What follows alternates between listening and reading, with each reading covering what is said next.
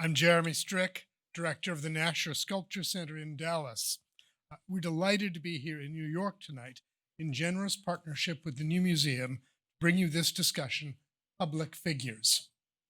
We extend our thanks to Andrew Westover, the Keith Haring Director of Education and Public Engagement here at the new museum, and to all of his team for working with us to organize tonight's talk, as well as to our moderator, Massimiliano Gioni, Edlis Neeson Artistic Director of the new museum, for the energy and imagination he has dedicated to shaping the conversation.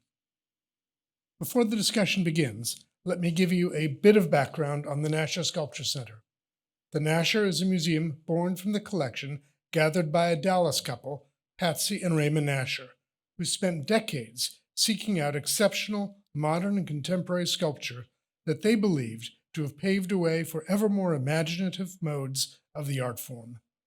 The original collection spans from the likes of Rodin to Calder to Magdalena Abakanowicz and Anish Kapoor. In addition to highlighting works from the permanent collection, the Nasher Sculpture Center also presents ambitious contemporary exhibition programming. Recent exhibition artists include Maitu Pere, Melvin Edwards, Michael Dean, Ronnie Horn, Betty Saar, and Carol Beauvais, to name a few. In the spirit of the Nasher's commitment to exploring the ongoing evolution of sculpture, in April 2015, the Nasher Prize was inaugurated, the most significant award in the world dedicated exclusively to the art form. It is presented annually to a living artist who has had an extraordinary impact on the understanding of sculpture. Each winner receives a $100,000 prize conferred in April of each year. Our laureates have included Doris Salcedo, Pierre Huyghe, Theastra Gates, Isa Genskin, Michael Rakowitz, and most recently, Nairi Bagramian. These laureates are selected by a jury that includes architect Sir David Adjaye, artist Philida Barlow, Guggenheim Curator at Large, Latin America, Brazil, Pablo León de la Barra, Lynn Cook, Senior Curator, National Gallery of Art, Washington, D.C., Caroline Christoph Bakargiev, Director of Castello di Rivoli, Italy, art historian Brian E. Fair, Hu Hanru, Director of Maxi Rome, Yuko Hasegawa, Director, 21st Century Museum of Contemporary Art, Kanazawa, Japan, and Sir Nicholas Sirota, Chairman of Arts Council, England. Complementing the Nasher Prize is a series of public programs called Nasher Prize Dialogues, of which this discussion tonight is a part. These panel discussions, lectures, and symposia, made in partnership with other institutions around the world, such as the Reykjavik Art Museum, the Common Guild Glasgow, Museo Jumex, Mexico City, Akademie der Kunst, Berlin, the Institute of Contemporary Arts, London, and the Henry Moore Institute, are intended to foster international awareness of sculpture and to stimulate discussion and debate. Held in cities where the practice of sculpture seems especially vital and conversations around sculpture are especially resonant, the dialogue series offers engagement with various audiences, providing myriad perspectives and insight into the ever-expanding field. Tonight's talk, Public Figures, explores publicly cited figurative sculpture at a time when both public art and the role of figurative monuments are particularly charged in cultural discourse. We are thrilled to bring an exceptional panel of artists, Tania Bruguera, Hans Haacke, and Fred Wilson, together with Massimiliano Gioni, to discuss various critical approaches to these topics, including how their practices interrogate or antagonize the history and tradition of celebratory sculpture and representations of the human body within public space and institutions. Please join me in welcoming Tania Bruguera, Hans Haacke, Fred Wilson, and Massimiliano Gioni.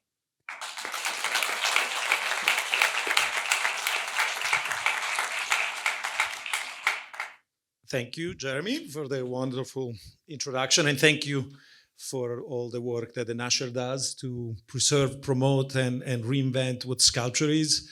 And it's really a wonderful museum, so it's a great honor to be here today with you as both guests and hosts. And we have an amazing lineup.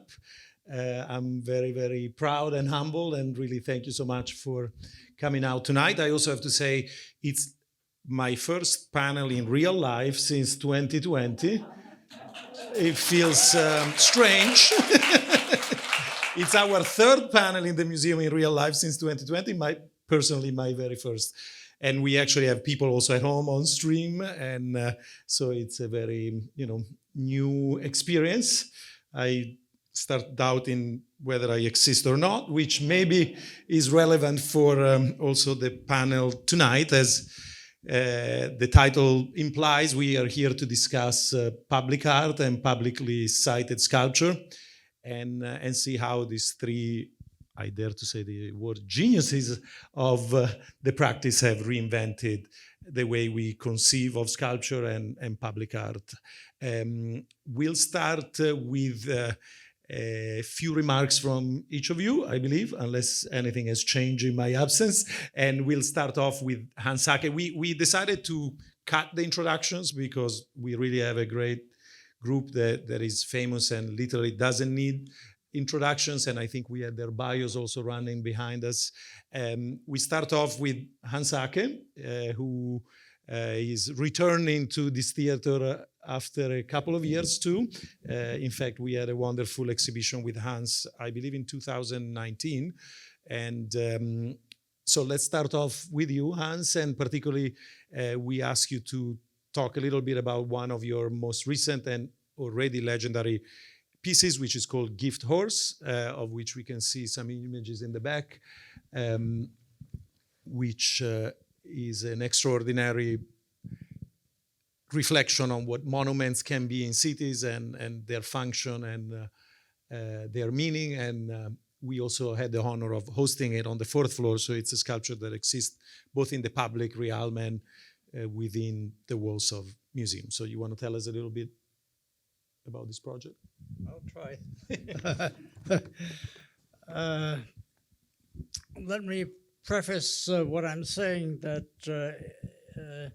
my memory is fading, and so take what I'm saying with a grain of salt.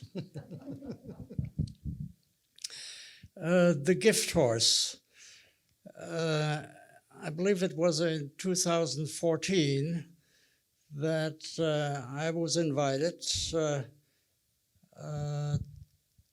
together with 5 or 6 other artists from around the world to make a proposal for the so-called fourth plinth on Trafalgar Square, where since I believe 1999 or so, every year an artist fills a plinth that was not occupied, let me put it this way, since sometime in the 19th century with an equestrian statue, as it is customary on Trafalgar Square and many other places. I don't remember exactly why it was empty. One of the British kings or sons of British kings whose riding exercise there was supposed to be presented, it didn't come through. I think it was the money to make the sculpture was not raised because the figure that was supposed to be celebrated was not loved. Oh. Which is interesting in the Yeah. context of Yes. responsibilities Yeah, of yeah. public figures. It was a missed fundraising opportunity because the person that was meant to be commemorated was not There loved. were no by- packs who could do it. There was no GoFound. Okay, so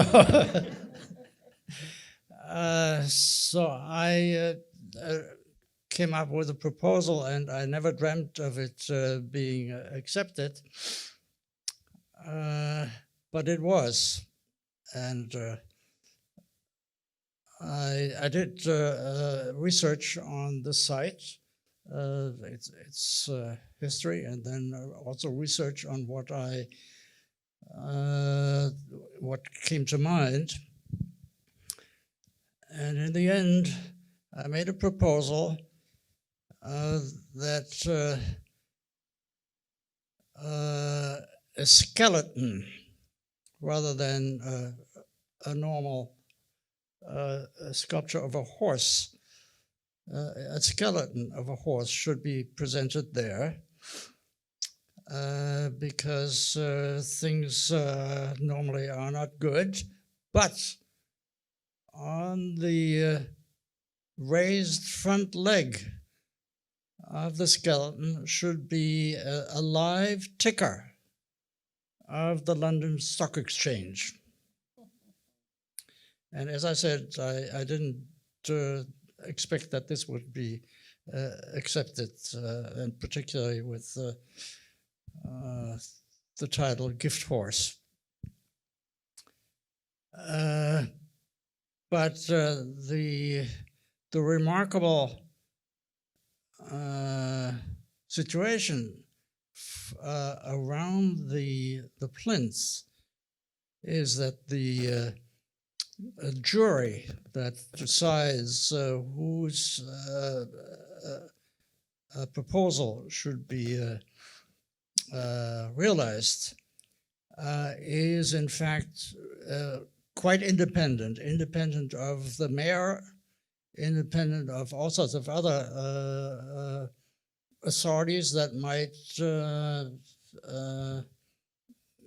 have a say, and certainly be not happy with a gift horse there.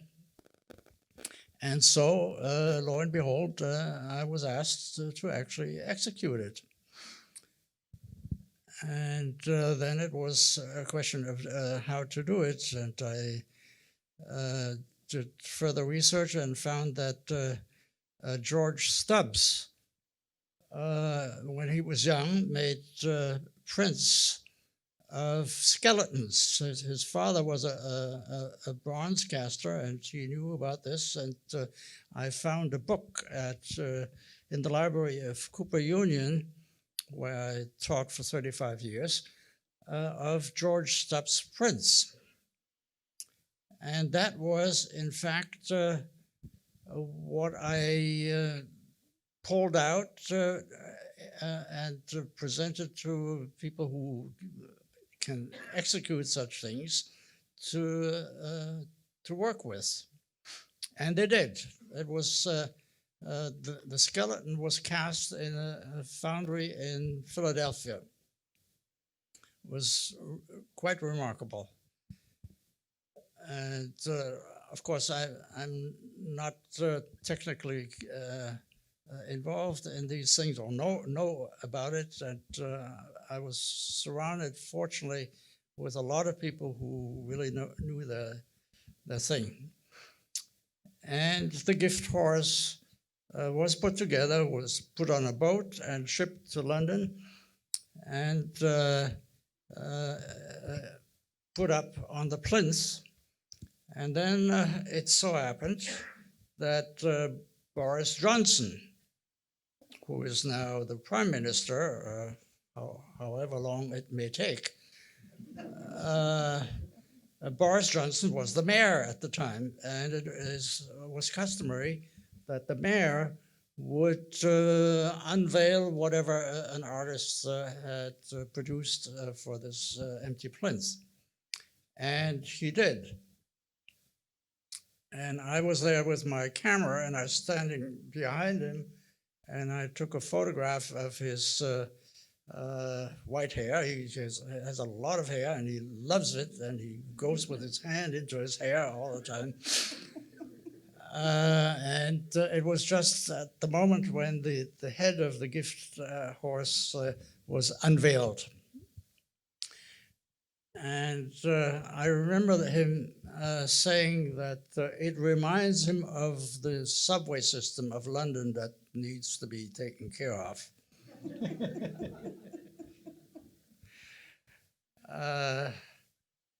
And people on Trafalgar Square were rolling their eyes as far as I could see.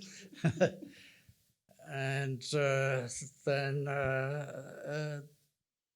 the ticker was running, and everybody could see their fortunes. So you were also a fortune teller of sorts in that occasion, no? Oh, well, I couldn't predict what the stock market in London would do at the time. And of course, every time this work was exhibited somewhere else, including here at the New Museum, the local stock exchange, that in this case, the New York Stock Exchange ticker, was running and telling us how we are doing. It's actually quite interesting that besides this presentation, it was never shown outdoors, no? It was shown at the New Museum, it was shown at the Haus der Kunst with Haacke Einwitzer, and I think those were all the presentations, but it's never been shown in a square. Do you think that has something to do with the exceptional opportunity that the fourth plane grants to artists? I mean, would it be met with more opposition if it were to be shown elsewhere? Possibly, but what is fortunate with the fourth plinth, there is a plinth. You can't reach it. You can't damage it, or you really have to come with equipment to climb up there. But if it were in a public square here, you might have to have a guard there. And thinking of Boris Johnson and actually thinking the very fact that it was realized, how for you as an artist, it's a bit like the Groucho Marx, no? That you never be a member of a club that would accept your nomination. How actually the realization of a piece that is so clearly critical, the very fact that it does get realized and installed in the public space, does that feel actually as a consecration of its force, or maybe a weakening of its potential? I don't even know if you really think about this. Well, as I said, I was very surprised that it was accepted, but I was glad. Yeah. But maybe I should mention, I believe when it was here at the New Museum on the top floor during my exhibition, in the review in the New York Times, it was not mentioned. Really? I believe so. Wow, that's more than a horse, it would be an elephant in the room. Or if so, barely. Oh, really? Yeah. Oh, that's interesting.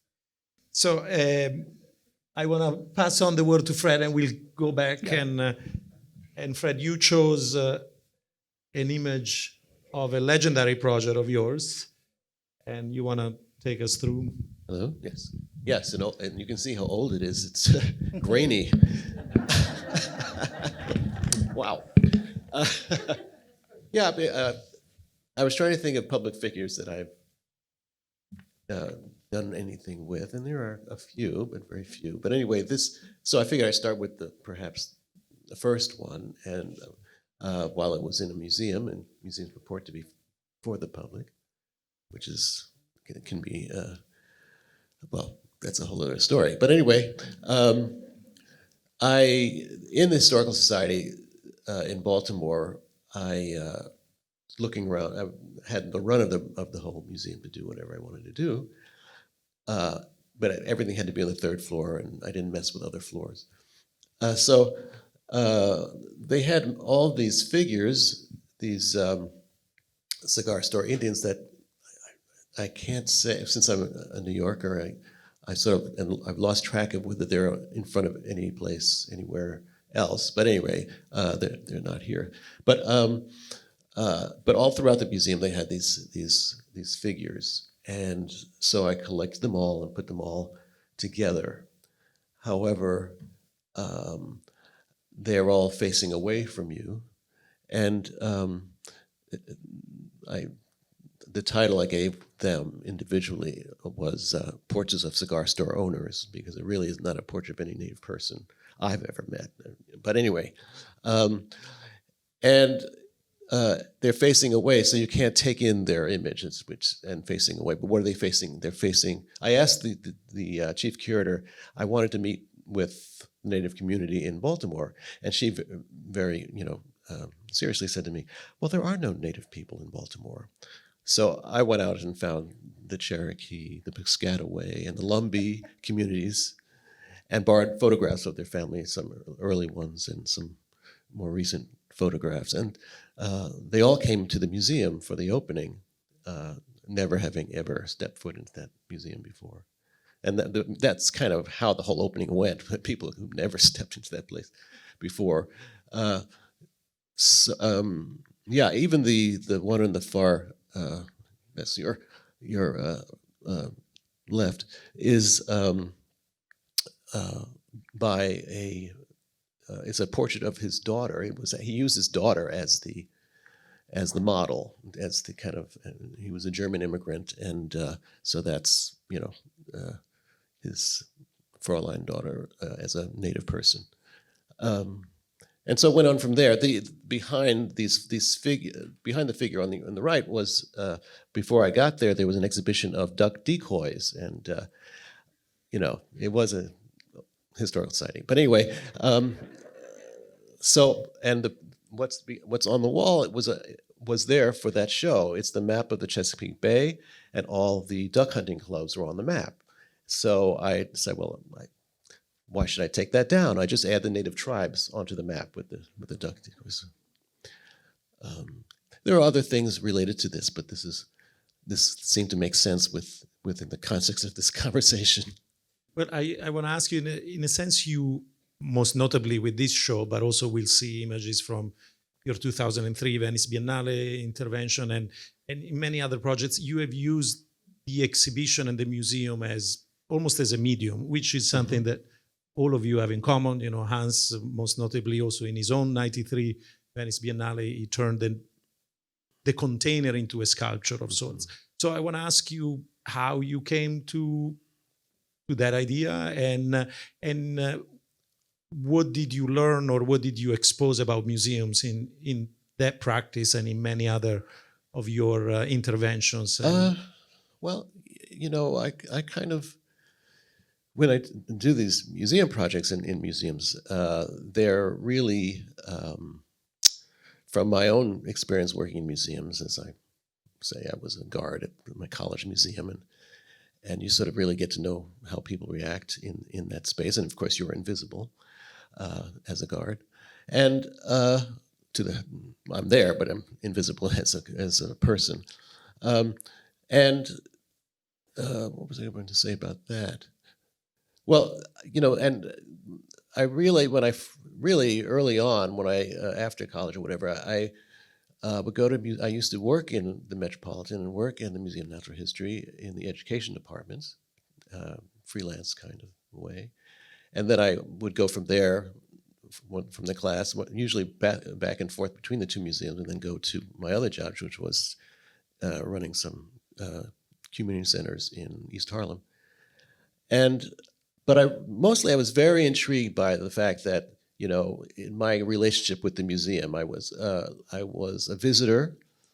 I was an artist that was looking at art, and it was a third thing that I was, and I can't remember now after all these years. But a visitor and a worker in the museum. So all these different roles that I played, sort of, kind of competed with each other, and different vantage points, different views that one would have of an institution because of who's looking, what's their background in relation to who's looking, and I've just found it very. There are many things that I got mad about in museums, as much as I love museums, because the perspective was very specific and just not everybody's perspective on the things that you look at and think about.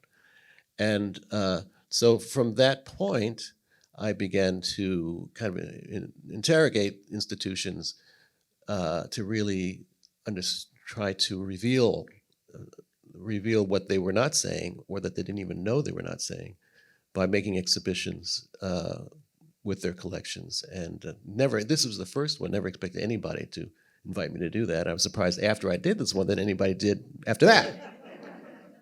But that was not the case. So, yeah, because when you realize, or you have a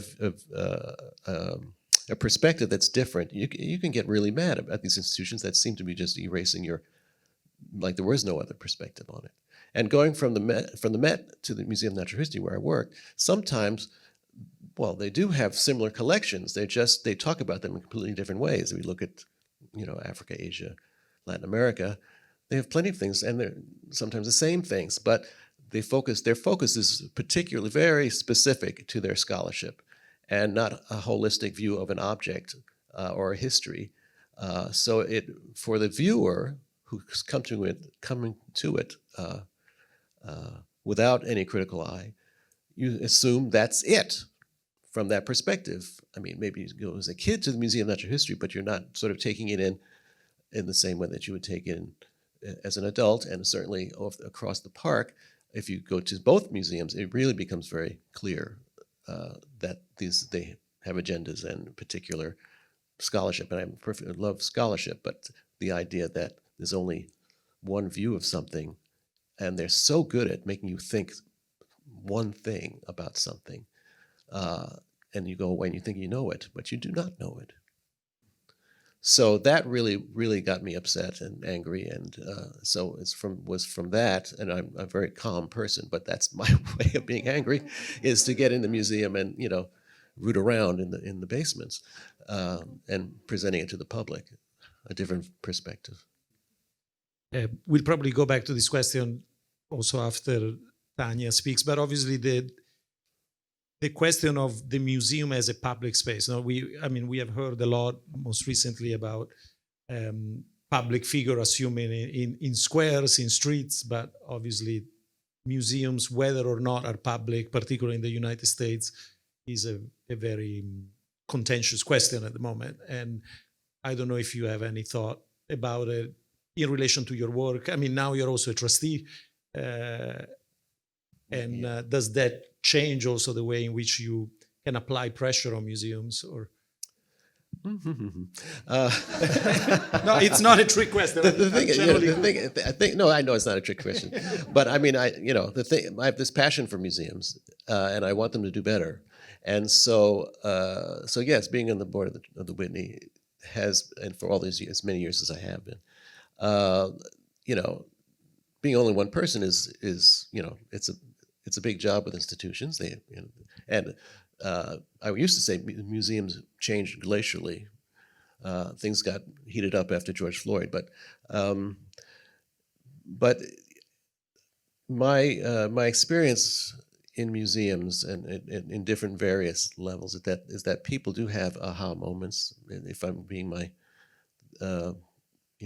positive self, that the majority want to, people don't want to change, but they do, when you put it in front of them, do try to be their better selves and step up if it's brought to their attention. And so that's what I find that I do in my way. And but the museums have really shifted and changed a great deal since I started. So I'm just a positive person and believe that they can change more, and they are changing more because of, well, at least the Whitney anyway, but the diversity of the staff and the diversity of the trustees, and of continuing trying to pressure and push those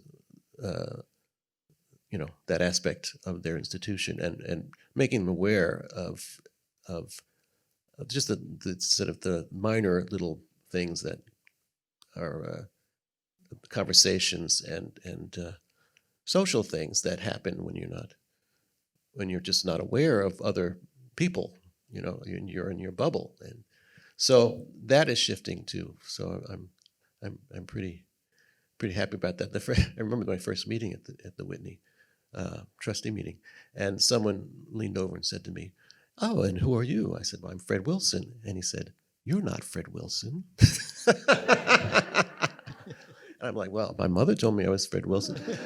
But I mean, I didn't know that this guy made jokes. I mean, it was apparently a joke, but because he was talking about the venture capitalist Fred Wilson, who was, we joke about that now. He not the trustee, but the other Fred Wilson and I joke about it. I don't think anybody's ever said, "You're not Fred Wilson" to him, but anyway, that's besides the point. So that was my first meeting, and it's actually, that was a good thing to happen in the beginning. It was just straight out, straight up at me, because then it meant I had to kind of step up and not just kind of sit back and Adam Weinberg and I are fast friends, so that we try to push these. I try to push these things with all the staff and the board, and I think they've been doing incredible work in the last few years. Thank you. We'll actually speak a little more about museums in the next image by Tanya. And with you, Tanya, I think it's also inevitably, I think all of you are public figures yourselves, but with you, Tanya, it's also inevitable to think also of the role of artist as a public figure, no? And maybe we'll have a chance to discuss that. But so you want to tell us a little bit about this project? Yeah, well, I was called by Catherine Wood, who worked with me before, and to tell me, okay, you're going to do the next Turbine Hall. And I was very happy for a second. And then I was like, oh, Jesus, what am I getting into? So she's like, no, that's how everybody reacts. So it's normal. And so basically, the first thing I did is I look at all the history of all the previous Turbine Hall projects, and then I realized that what I wanted to do is a social engaged art project as a Turbine Hall project, which is basically an invisible project, something that nobody's going to see basically, but the institution itself. So basically that project in reality was a question I asked the institution, and the question was very simple. It was, the Tate Modern is one of the most important institutions in the art in the world. Are you as important for your neighbors? And then basically we created, I went there, I lived there for a long time, which was scary for people. Like, why is she still here? But I say, okay, if I'm going to do this project with the neighborhood, I have to be here. I have to have a day-to-day relationship with them. And basically, we created a group called Tate Neighbors, which already exists. It still exists now. And basically, we went around the Tate and we saw different organizations or people. And the Tate Neighbors, which is all the people there, were people who, for example, some of them never ever, I'll tell you, that the lady with the cane, she lived next to the Tate, literally, one of the buildings, kind of old buildings, and she has never stepped in the Tate. But you had other people, for example, the tall guy here, who actually was part of the staff. And you have the guy next to it is part of the group who was critiquing the Tate during the relation with the BP. So that was a little scary for the institution when I invite them, they were very, very critical. But basically, I didn't know what I was going to do. And I have to say the Tate was very cool with that. Like, not knowing what the project was, just I was meeting every day with these people. Every day we met and discussed. And then one day we start talking about how it has changed in our culture, the idea of recognizing somebody, and how people now do a little cut and pay for recognition. And before, when you had buildings named after people, it's because they did something amazing, not because they pay so much money. And basically, there was a big controversy with the person who gave £100 million for the name of the new building. And we decided that what we wanted was to name the building that is in front. So you have the Blavatnik here, you have the actual hall, turbine hall, and then you have this other building. That building was called, I don't know, the machine building. I don't know, it was like some. So we say, okay, we want to rename this building. And we decided to name it after Natalie Bell, who is the person next to me, laughing, very happy. And the way we selected her was after many, many discussions. We wanted to find a person that was good to the neighbor. And then she has been working for 25 years as a social worker. She worked with kids at risk. And thanks to her work, she saved some of these kids who now are studying and so on. And now she works with elders. And she was really, really loved by the community. But it's one of these invisible people that nobody sees. So one of these public figures that is not public. And we decided to do this, to put the name. I have to acknowledge that Frances Morin was amazing. She was really plotting with us, which was very great. And actually they lost £100 million because this job, because this piece, because I think that the development department didn't like my project because they couldn't sell it to somebody. So, but I think that's the kind of project that I was very proud, because after we finished, we had not only created a process in which the neighbors talk to the director and all the people there about what they find work and doesn't work in a very candid way.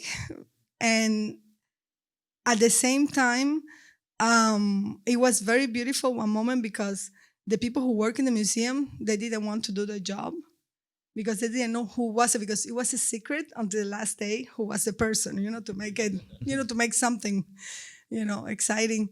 And as soon as they were explained who the person was, in less than 24 hours, the whole building had the new labels. Everybody was super excited, so that was quite beautiful. And then at the end of the project, of course, I wanted to do, let's say, an invisible sculpture, a sculpture that is in your hand and your heart, like something that is not to touch or to see, but to feel, no?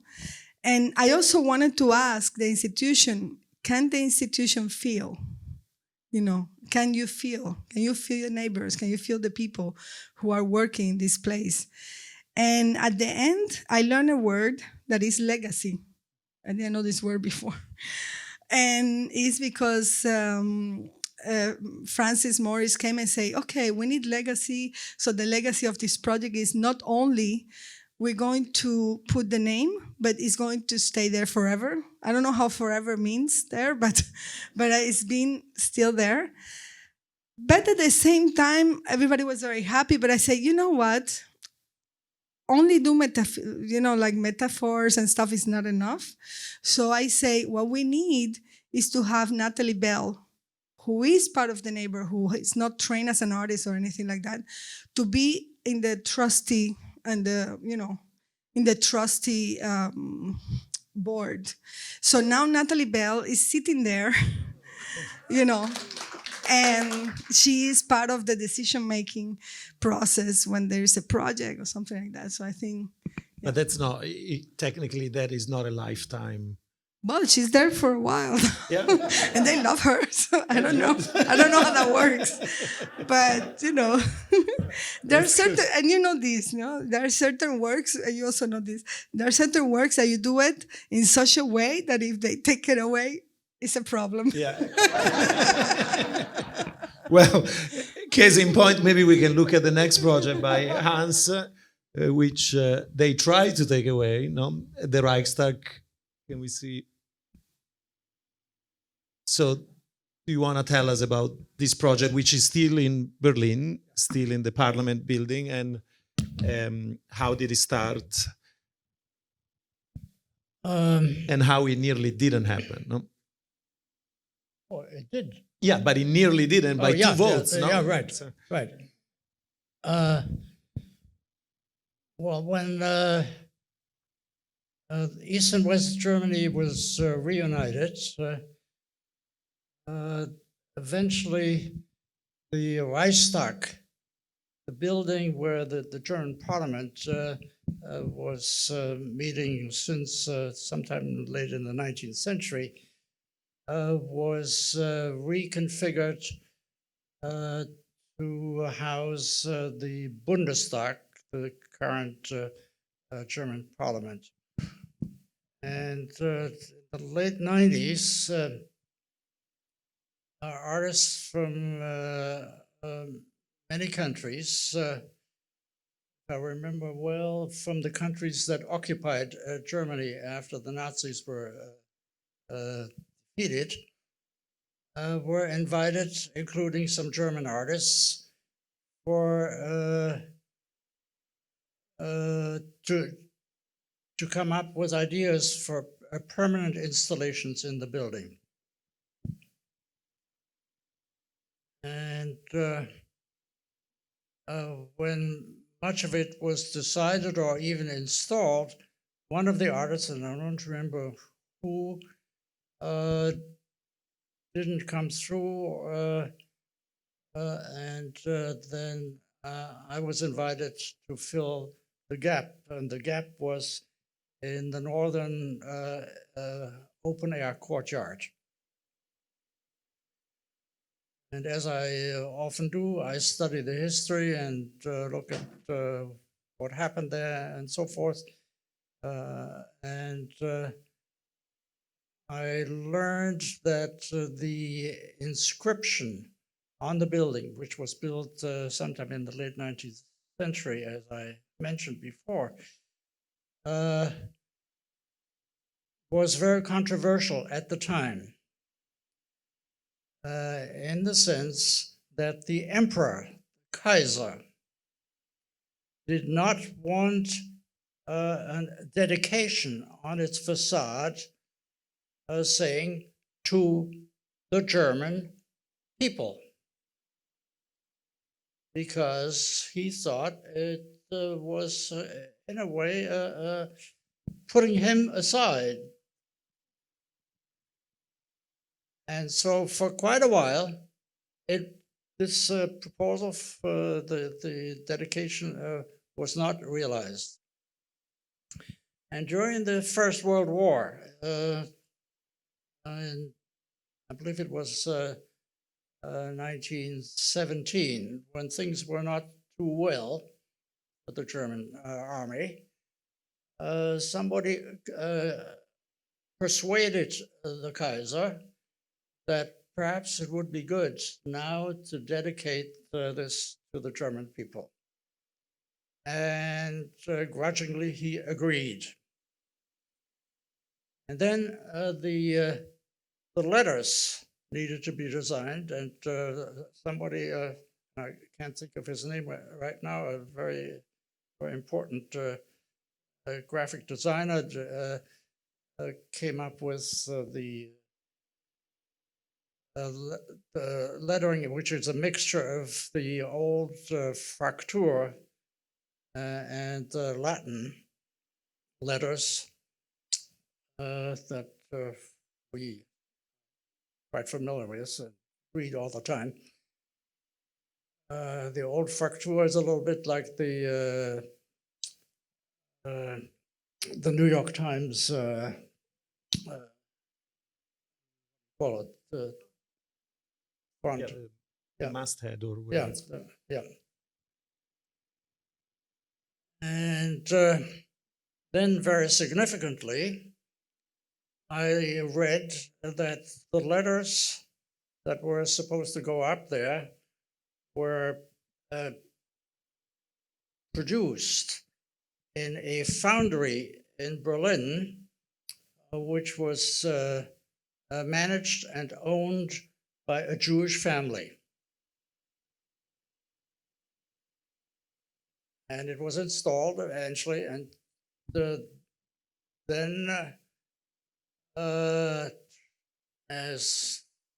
the sad German history, most of the members of this family did not survive the Nazi period.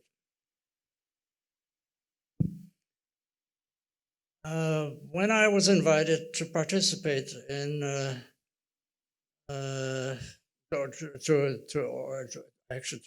when I was invited to fill in the northern open air courtyard, I visited Berlin. I knew it, of course, I visited the site, and I saw that it looked different than it looks today. That on the weekends in the grass in front of the building, families were hanging out with their kids and playing and eating and so forth. And most of them were Turkish. And Germany, at that time, there was a very large immigration of Turkish and also Southern European people. They came to work in Germany. It was not refugees as it is these days. And of course, and at that time, there was already some resistance to non-Germans. Nationalism was coming up as it has many other countries. And so I thought in order to somehow address the social political situation that I encountered, I wanted to juxtapose with my proposal the dedication to the German people, which originally was not, did not have a nationalist connotation, was one that made it clear that it is not exclusively the Germans and their fate, but everyone who lives in the country is being governed and by the parliament. And I came up with the idea to dedicate it to the population, der Bevölkerung, everyone who lives in the country. And by that time, I believe 10% of the population in Germany or more was already non-German born. And I submitted the proposal, and the committee that made these decisions, of the members of the parliament, was mostly for it, with the exception of 2 members. But they voted, because it was the majority, to accept it and have it realized. And the 2, and particularly one of them, a member of the Christian Democratic Party, was very upset, and using the rules of the German parliament, he demanded that it should be decided by the entire membership of the parliament. So there was a debate of the entire parliament about this, and a vote eventually. And it passed by a slim majority of 2 votes.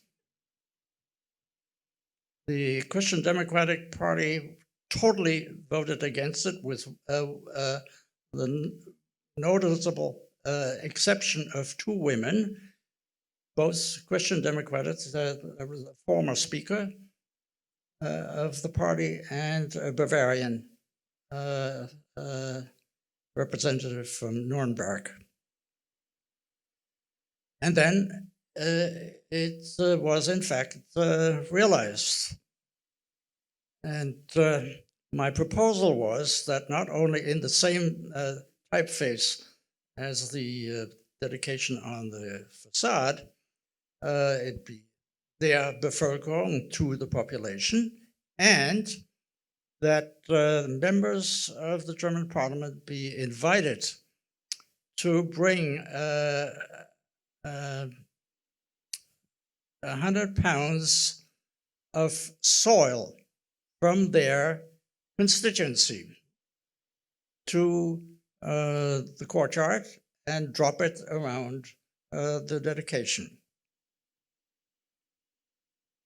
And some did, mostly from the Social Democratic Party and from the Green Party, but also a few others. And eventually, after many years, also members of the Christian Democrats. In 2008, I took a photograph of what happened with the soil.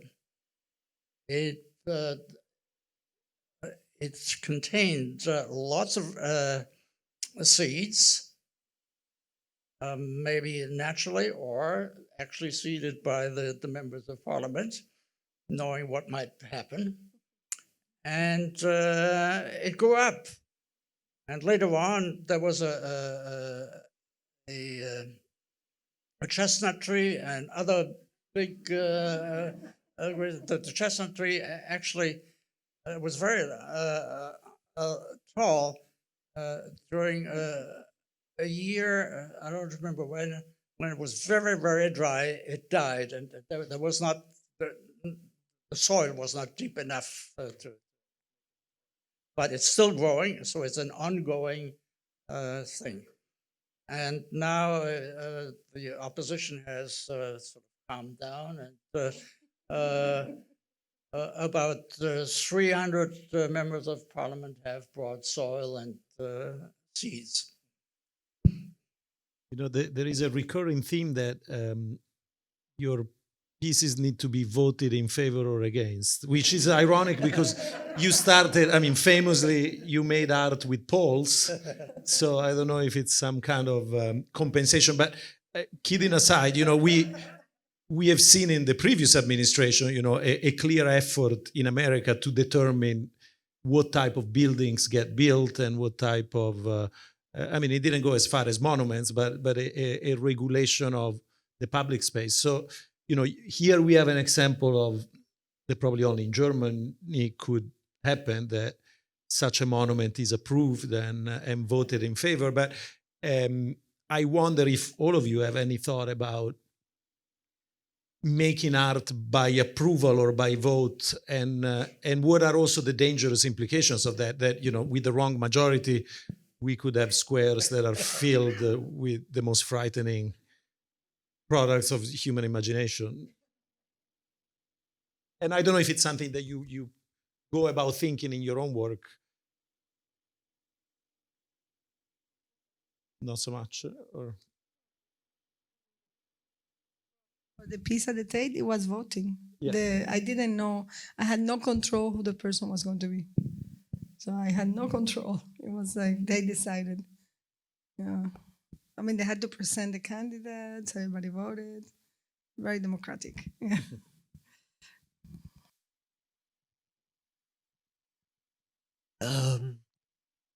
I guess several of my public commissions have, you know, from a body on high, just sort of decides whether they want it or not.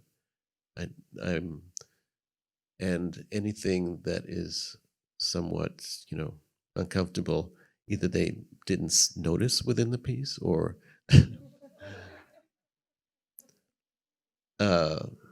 but yeah, so yeah, it's kind of something with public art that there ends up being a certain body of people that decide on and public commission. I mean, private commissions too, whether they like it or not, and you're not sure of how much they understand it or not.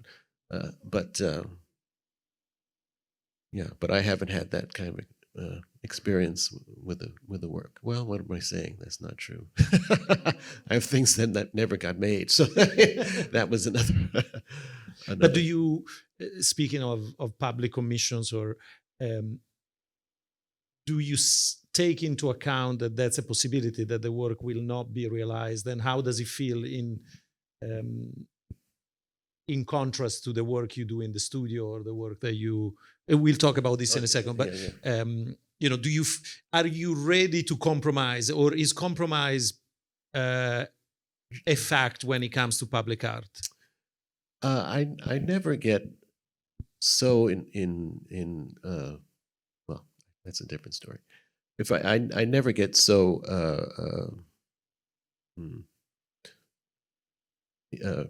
in the conversations with people, and as the project comes to fruition, never do I change my project. You know, it's either, if it's, I really think, you know, it's important to me, but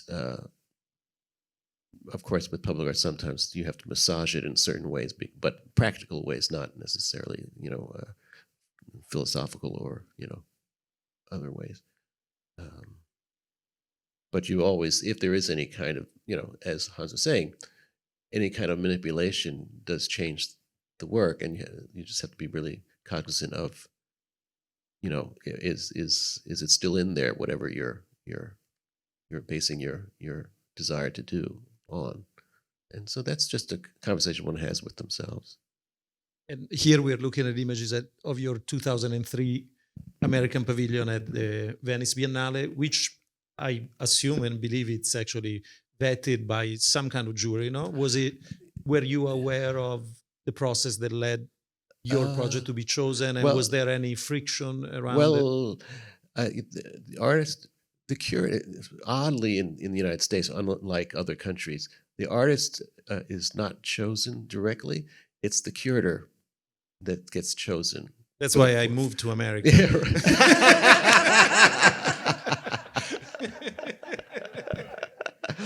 Yeah, you should do the Biennale then. You really, you know. But yeah, you, of course, you produce the proposal, and it's the curator that's chosen, oddly enough. And so I'm sort of a little separated from that part of it. Of course, there's, you know, the court of public opinion later, but with the project, it's really they're choosing the curator or the institution, and that's a whole other conversation about how that's somewhat problematic. Which institution presented this pavilion? What's that? Which institution did you make the pavilion with? This was Fred. Come on. It was Boston. It was MIT. Uh-huh. The Veralist Center. Yes. Yeah. But the thing was, since she was chosen, we had a proposal. You know, proposal is sometimes not in fullness of the project, especially when it's, you know, varied spaces. And I hadn't started it or anything. I mean, you apply for these things, and maybe you get it, maybe you don't. So I didn't think it, you know, entirely through all the different parts of what I would do. In fact, I just have to be a fanboy once. My favorite, you know, pavilion was Hans's. I mean, it blew me away. But anyway, I just had to do that. That was earlier. I didn't have to compete with that. But so, you know, I loved Venice and had been there many times before, and decided that to propose something about the Africans of Venice, because I saw this is in 2003, a real disconnect in the reality as opposed to the fictive idea of what was Venice at that time. So and since I had been, and being African American, you do notice African Americans in art and people and all that. And so this gave me a great opportunity to sort of delve into it much deeper. And really, at the time, if you ask most Italians, they would say they didn't think there was any population of Africans there besides the Senegalese selling bags and things like that. But for me, it was a really deep connection that people were just not sort of seeing. It wasn't part of their reality. And so, but if you go to the academia, the Veronese has about 10 or 5 or 6 Africans in the painting. In the Carpaccio, this is a fabulous gondolieri, African gondolieri, and there's a second one. And many of the major painters, painting what they saw in the scene, the city scene. So for at the time, for me, everyone thought this was a new phenomenon, seeing Africans, around. But in fact, it went back, to 1500, 14, So, and for various reasons why they were there. Of course, there's nothing about them anywhere, and that's a whole other project for a historian. But so I went around sort of collecting images and thoughts about the Africans of Venice because I wanted them to be visible. I saw them, and of course, I got to know a lot of the bag sellers, these Senegalese guys, and wanted to put them in context, with the history there, and make as a place that is not as foreign as most Italians thought they were. So the project ran the gamut of imagery and ideas related to that. This is just as you walk into the building, and these are from far away. People thought that these were actual statues there, but they were scrims, just like so much Venice covered with scrims when they when they're working on a building, and these 2 characters are 2 of 4 characters from the Frari Church in Venice, of these huge figures holding up a Doge's tomb, and so I just had them reproduce and have them holding up, Stati Uniti di America, and of course I love the connection between. People would ask me, oh, well, they think, oh, Fred's doing something about American slavery. And I'm like, well, no. And so and from that, there were other things on the outside of the building as well. But from that, this connection between, the Republic of Venice and the Republic of the United States were not too far apart in this aspect of history. Very different environments and different reasons for being there, but it was a way for me to kind of just start it off. People thinking it's America, it's not America. What is this? And for the Venetians to sort of perhaps recognize something that certainly the thing for Venetians is that just doing anything about Venice was really a big deal. I made the first big chandelier in there. And that the folks in Murano just went wild. But anyway, so the whole project, it was public figures. I thought that's why this particular image would be of interest in this topic. But the whole project was about this the Africans of Venice, from the early centuries to today. Well, and the notion also that the exhibition makes, rather than making public art, you're making things public, and which is also what was happening in mine in the museum, and which is ultimately, I think, what public art does. No, it's not just public because it's in a shared space, but because it makes certain ideas or people visible and public. And Tanya, do you want to look? I don't know how we're doing with time, and if you're still with us, maybe we can look at your project, which was also part of your commission Yeah. at the Tate. Well, I asked that question to the institution, but I asked a question to myself when I was doing the project. And the question I asked myself is, can a social engaged project like social sculpture can be just done for one person? Because many times we think about social art or social engaged art or whatever we want to call it, or public art for the masses, and the more people are related to the work, supposedly more successful the work is. But I really wanted to do the opposite, like having all these people in the neighborhood just working for one person. So that's that's one of the ideas. And then I did this other project, which is not very clear here, but basically this is an art piece, let's say a sculpture or whatever you want to call it, a social experiment, which is a piece that is actually talking about Facebook. This is an artwork I created thinking about Facebook and social media, and taking this idea of virtue signaling.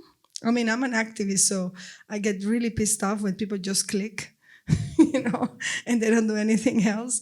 So I really was mesmerized by this idea of people feeling good with the world and with themselves just by, showing they are good people, but not doing it. So I just wanted to say, okay, this is a piece about people crying for no reason. But they're crying, so they care, right? But you don't have the subject of the care. And this is, you enter the space, and then there is this chemical in the space that make you automatically cry. So it's the opposite of a crowd pleaser. It's exactly. the opposite of a blockbuster. Exactly. And the interesting is people start looking at each other. So it's like the piece is the people crying, no? And then it's all this competition to see who cries more, which is, it always goes that way. And no matter what art you want to do, it always goes that way. But I think it was for me very, very interesting to materialize this feeling, of behaving in a way without feeling the behavior, without having the cause for such reaction. And also it's an interesting piece because every time I install it, I've installed it 3 times now. Every time I install it, I have to change the mechanism, because I learn more and more about the chemistry, and I learn more and more about system of ventilation and ways to bring it. So it's the only piece I've done that I have to rethink the technology all the time, because it's progressing. I have to say the first one was very like a piece of metal with a little tube thing. It was very primitive, Now it's a little more sophisticated, the last version. So I think it was in this piece for me was about this, but also about how people see each other, how the audience become the object of the piece, So I don't want to put you on the spot, but obviously you mentioned your activism, and you've been embattled in a bit of a adventure with your native country. I want to ask you how you, both as an artist and as an individual, how do you live your public responsibility and public life, and how does that intersect with your work? I mean, we do have an image of also Tatlin Whisperer. we did. Yeah, I got one. Yeah, I didn't bring it. I brought it. Can we talk about it? Or Okay, yeah. can we have those 2 images of? Yeah. They are in the last Yeah. miscellaneous. This is one of them. Yeah, so basically I suck at it because I don't.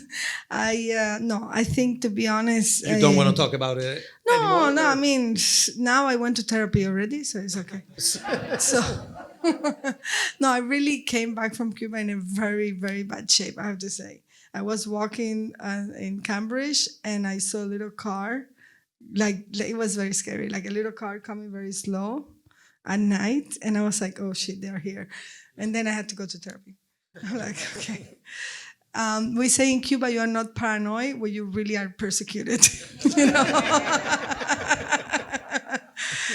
So basically, it's very. I'm very pleased to say that things have changed since I did that piece, because then I was like a crazy lady, you know, saying things that upset the government.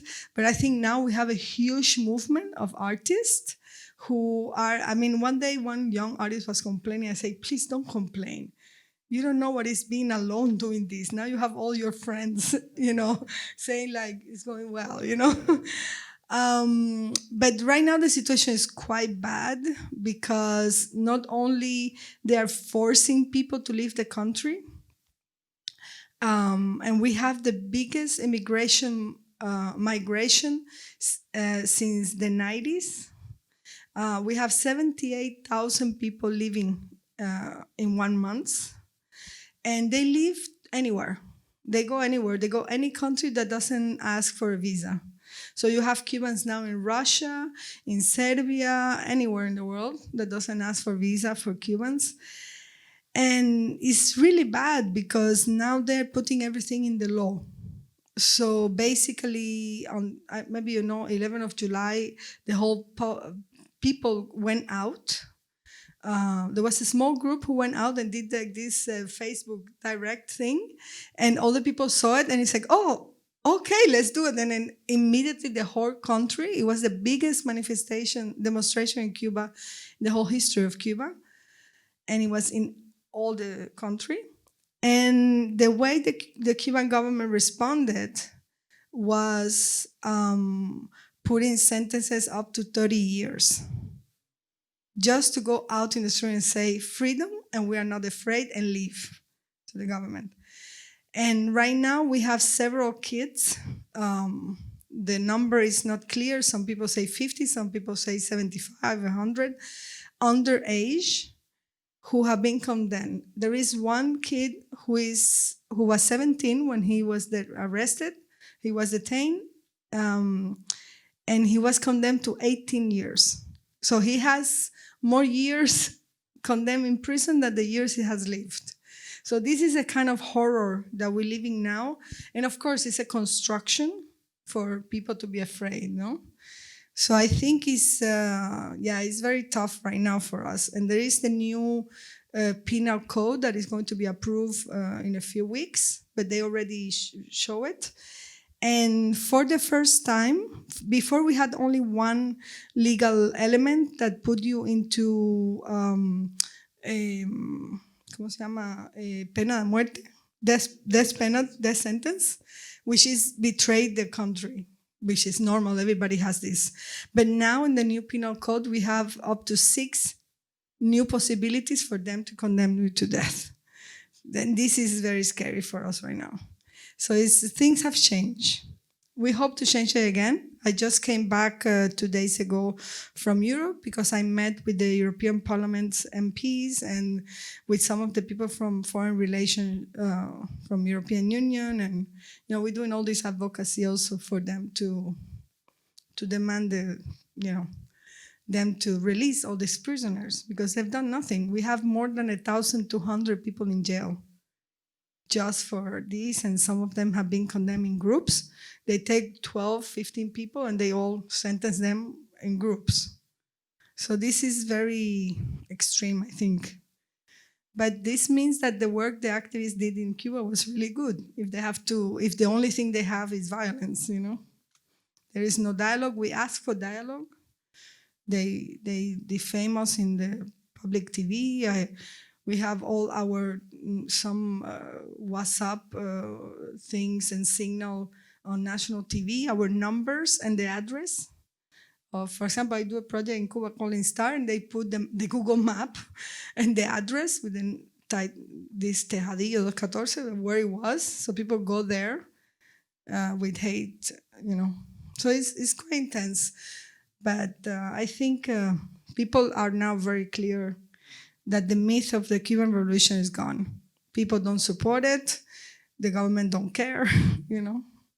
and it's very corrupt. You know, you have all these people really doing 8 hours of line for food, and then you have these people in power with this big. The other day, I saw a photo of all the people in the nomenclature, you know, and they were very big like this, and the meme says obstetrician clinic because they look like they have like big, you know. No, it's very. The only thing we have is this joking, no, like making joke about this.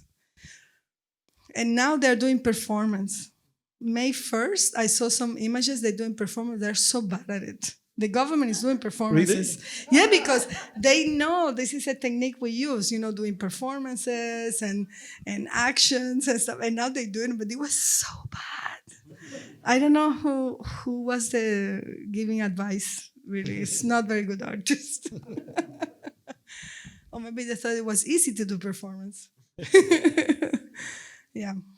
I mean, I don't know if it's the right note on where to end this conversation, but because we have such a great lineup, I wanted to see if the audience has any question. I don't think it's a common opportunity to have such great artists together, and so and nice people too, as far as we know from below the mask. So I don't know if there is any question.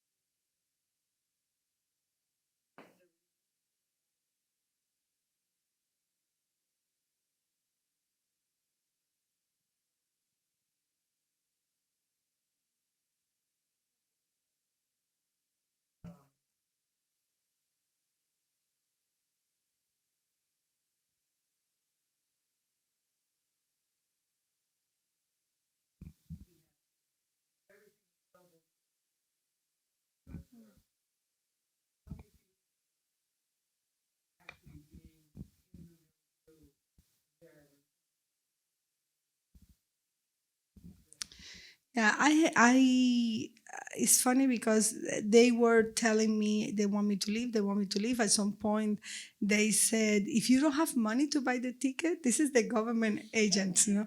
If you don't have money to buy the ticket, don't worry, we'll put you on the plane.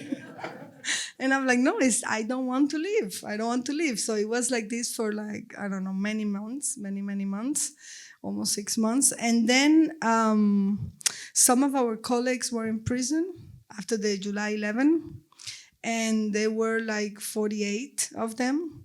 So it was 24 of the group 27N, which I'm part of this group of artists who is a new movement called 27 of November, which is the day we went in front of the Ministry of Culture. And also there were kids in prison. There were also independent journalists in prison. And there were some artists in prison. So I made a list together with all the activists who gave me all the names. And then I say, now I never talked to them. They talked to me in interrogation. And the longest interrogation I had consecutively was 11 hours. It was very intense. But I decided to do a performance, so I didn't talk. And Hamlet, a friend of ours, was in prison. And every time I say, okay, every time they mention Hamlet, I'm going to say he's a great artist. And then she was really out of her comfort zone because she was asking me stuff and telling me horrible things, like my mom died very recently, and she was talking about my mom like she was alive, and now you go home and she's going to talk to you. Like they use everything. And I was like this, like I'm a performer.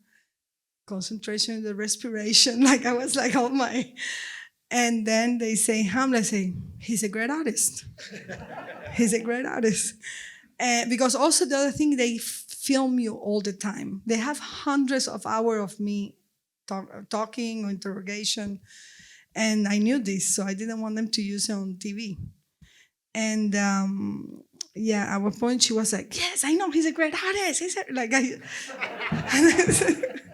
and then she realized it's wrong. It's like, but why? He's a great artist. Yeah, but it was quite intense. So I never called them, but I found another activist who have their number. And I say, tell them I want to talk to them. And then I say, okay, you want me to leave? Yes, when are you leaving? When are you leaving? I'm like, no. You want me to leave, but I leave in exchange of you. And then I gave a list. Of course, they didn't release all of them. There were 3 of them. They said this is not on our jurisdiction because it's already going higher. Like they are negotiating with the United States, basically, some of these people. And they released like 24, which is not a lot, but they always do that, so you don't feel good. They never let you feel good, you know, and I'm doing a new piece about that, about how feel half good, you know. And I want to be there, but to be honest, I exceed all the possibility of doing anything. I was since the 16th of November until 27th of August in house arrest. Without internet, without people visit me very little when they wanted. There was a person who worked with us in Instar, and she was literally dragged on the floor like this to not go to the house. It was a situation that I don't like, which is being a victim. You know, I never allowed them to put me in a victim seat, you know? And that they were doing this, you know? Like I arrived and a friend of mine told me like, oh, I was bored already because every day is the same, no? The police in the door, you know, so they do that too, you know? They tire people, you know? And I realized I was more effective outside temporarily. And yeah, so this is, but now they don't let us go back, which is interesting. So we are preparing this action where a lot of us are going to go back the same day. We'll see, but I cannot say more about that. Yeah. Wait for the microphone. Yeah, thank you so much. It's such an honor to be here and hear you all. I had a question, but at first I just wanted to say an observation is that you all share this idea of bringing visibility to people that aren't visible, whether or not they're neighbors or even Germans having the sign or Africans in Venice. But I wanted to ask about scale, actually, because with public art, I guess one assumes largeness. And I loved the I love the kind of miniature, intimate places of your work. And I was wondering if that's just something you thought about, like bringing the soil, like bringing a square of soil seemed very intimate and almost like a detail, but very poignant. And then can a sculpture feel, you know, like it seems to bring it to a different scale. So I was just wondering if you could talk about that a little bit.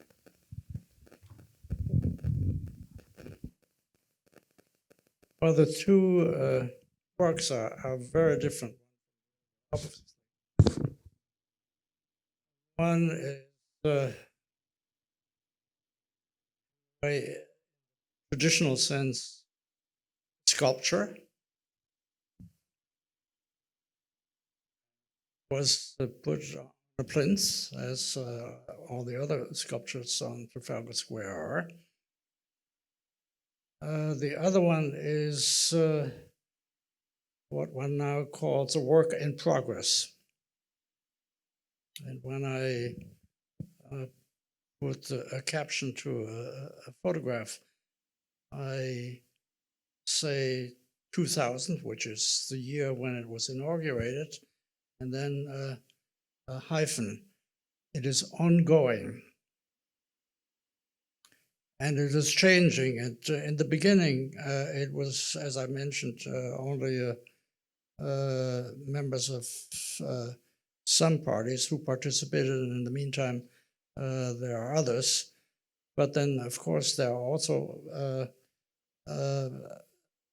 parties that, like the AfD, the the right wing, the new right wing party, which is in parliament, who, of course, will not bring soil to add to the vegetation in the courtyard. I'm not sure whether this really answers your question, but I'm glad to. I would be glad to carry on if you have a.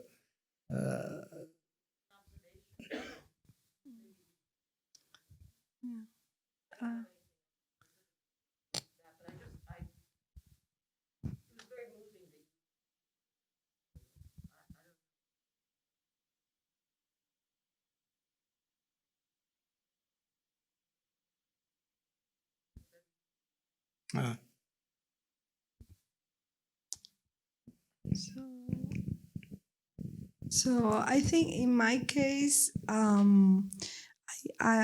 always avoid the idea of the public as a generic being, as a generic subject, and I try to see how many different audiences exist for a project, for the same project. And of course, when I had to do the turbine hall, I almost became crazy because this is 2 million people who see the work and pass by, and there's so many different. There is from the tourists that stay there for a little bit because it's one day in London, to the neighbor, to the person who works there, for which the institution is also an ongoing relationship, aesthetic relationship. And with these kids that goes from the school to, so I had to imagine all the potential audience that exists in order to understand what kind of reaction the work was going to have, so I'm always trying to do that.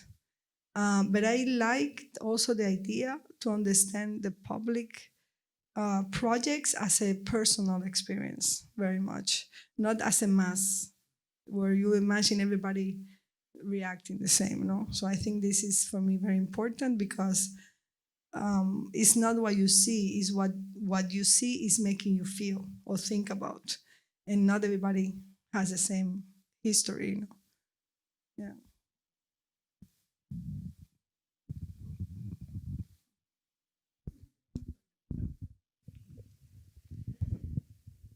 When do you think it's beneficial to remove a public monument? Not one of yours, of course. Well, also the tricky thing is mainly contemporary artists don't get commissioned for permanent monuments. No, it's mainly you get commissioned for temporary monuments, which I guess it's a form of modesty that contemporary culture brings to history, but it's very rare. No, I don't know if. Well, yours is a permanent monument at the Reichstag. Yeah, yes. Yeah, but it's I think very infrequent. But, so you want to answer the question of when you think it's appropriate to remove a monument, and you want to take the mic. But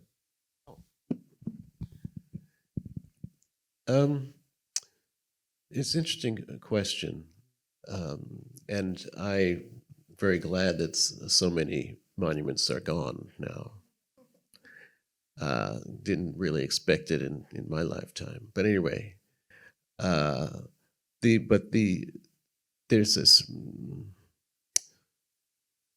I just don't want it to be a complete erasure of what happened and what that represented and how ubiquitous it was and still is in some places, but because sometimes I've been in cities and there's an empty plinth, and it reminded me that I didn't, when I first started going there, I didn't realize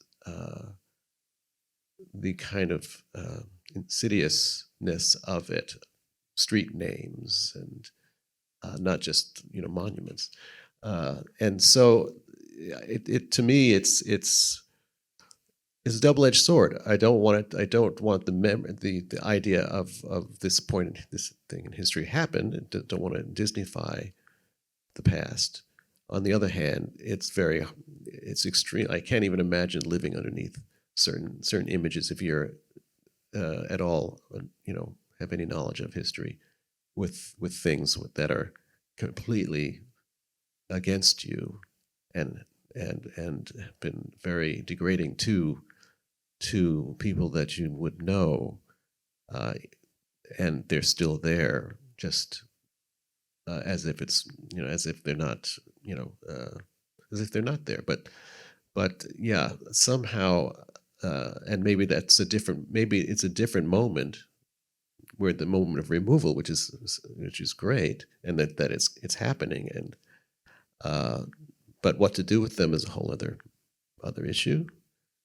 But also the kind of remembering or not forgetting, that what these were memorializing happened even farther in the past, and were not these public monuments were not made at the time of the individuals who they were talking about, were they of. They were not around. This was a later moment of resurgence, or just of desire for that time to come back again. And so I'm really glad that they're gone, and that the next step is to kind of try to understand and try to know how to have the double-edged sword of a way to access the information, the knowledge, and not let it just act like there was nothing happening, or it happened so long ago you wouldn't even know that anybody you know would know about it. So it's an ongoing process, I think. But removal is, that is the good thing.